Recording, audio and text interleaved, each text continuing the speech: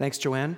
Our second performer is the first of two Hoosiers on today's program. Please welcome from Bloomfield, Indiana, 15-year-old harpist Katherine Kapelsohn.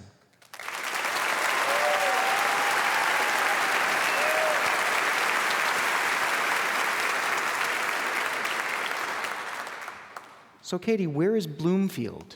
Bloomfield is about 45 minutes southwest of Bloomington. It's way out in the middle of nowhere. So Bloomington, which is already out in the middle of nowhere. Sort of. An hour and a half from here, actually, and then yet further down. Is there no end to Indiana? We're glad to hear it. We're going to hear a lot about your home in a minute. But, this piece you're going to play is something we're used to hearing on classical guitar. Tell everybody the title of the piece.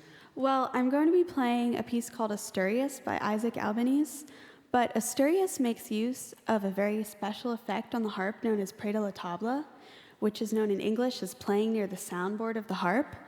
And by playing near the soundboard of the harp, you're cutting the string, you're making it smaller than its normal length, so it creates a guitar-like effect. So try and listen for that while I'm playing. It's actually, visually, it's sort of arresting, too, because instead of, having your arms suspended in air, it's almost like you've got a hand of cards on the table, very close to that. So we're hearing more of the attack like classical guitar rather than the blooming of sound. Yeah. Stage is yours.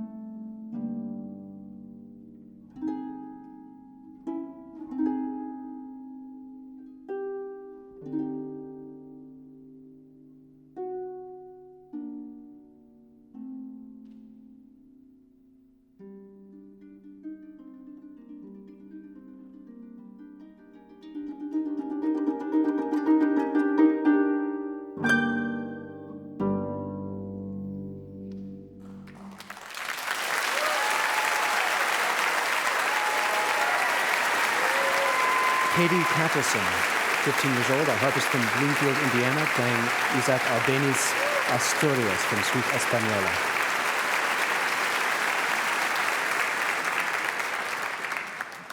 I'll tell you, it's not just the technical effect of getting close to the soundboard there as far as getting that beautiful classical guitar sort of attack, but it's also the evocative nature of your playing, the great sense of shape to the phrase that you bring to it that really grabs our attention, really tells the story. It was really quite beautiful. Thanks.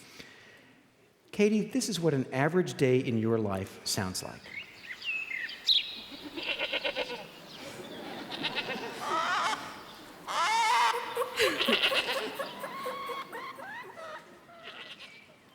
So you live in a zoo. No, not really. Please explain. Well, I live in the middle of 250 acres of protected land, and all of our farm is filled with all kinds of wildlife, including deer and wild turkeys and foxes and rabbits and all kinds of songbirds and other birds. But we also have a bunch of farm animals. We have goats and we have chickens and we have rabbits and stuff. So on our property, we also have several streams, and we have a big pond right in front of our house, and we also have a couple waterfalls, so it's really amazing.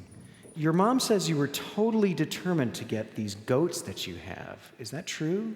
Well, when I was 7 years old, I won a competition in Philadelphia, and I was not expecting to win this competition, but my parents like to reward me for the hard work that I put into a competition instead of just winning it. So my mom said, Katie, what would you like as a reward for working hard? And she was figuring that I would ask for something like getting my ears pierced or something.